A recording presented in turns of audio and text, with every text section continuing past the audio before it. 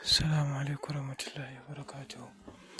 Al'ummar musulmi na faɗin duniya, da fatan muna lafiya. Wannan in dai kana so ka mallaki mutum, insha Allahu ya maka so na tsanani, mai tsananin gaske. So wanda baka taɓa jin labarin masoya masu soyayya irin wannan ba. Soyayya ta ban mamaki, soyayya ta fitar hayyaci da izinin Allah Subhanahu wa ta'ala. Insha Allahu. Na haɗa zuciyoyi ne, zuciyarki da zuciyarsa ko zuciyanka da zuciyarta a haɗa su waje ɗaya.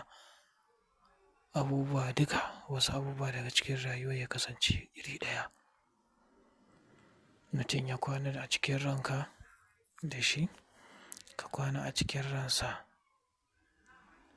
Sirri ne wanda in dai aka riga aka yi wa mutum shi, aka haɗa ku, to da izinin Allah Subhanahu wa ta'ala ba dai ya ƙara jin sha'awar yin soyayya da wata ko jin muryanta ba.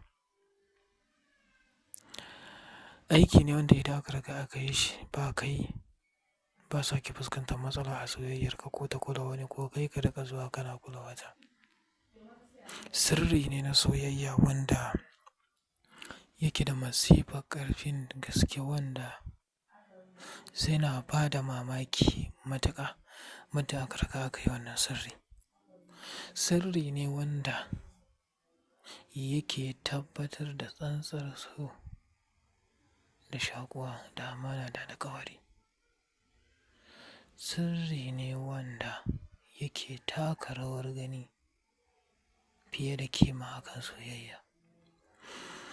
To, alhamdulillah, a gurguje ba sai na tsaya ina ta abun nan a kai ba, amma dai sanin kai waye shi ke ba ka damar iya rayuwarka. Saboda haka wannan sirri mu mun san shi, wasu sun san shi, amma bayarwa ne ba za su yi ba. Mu muka ce yau za mu fito muku. Da yawa malamai almajirai wasu duk sun san shi, amma yana da ƙarfin da ba a wasa da shi. Shi yasa ba sa ɗauka su bayar, amma ni ga shi na fito na yi muku bayani a kansa. Idan kana buƙatar kai wannan aikin da kanka, ba abu bane ba wanda za a abun nan a kansa ba, sannan kuma bidiyon zai iya yin tsayi, amma za ka iya ɗaukan lambobi na kai min magana a WhatsApp. Fatan alkai.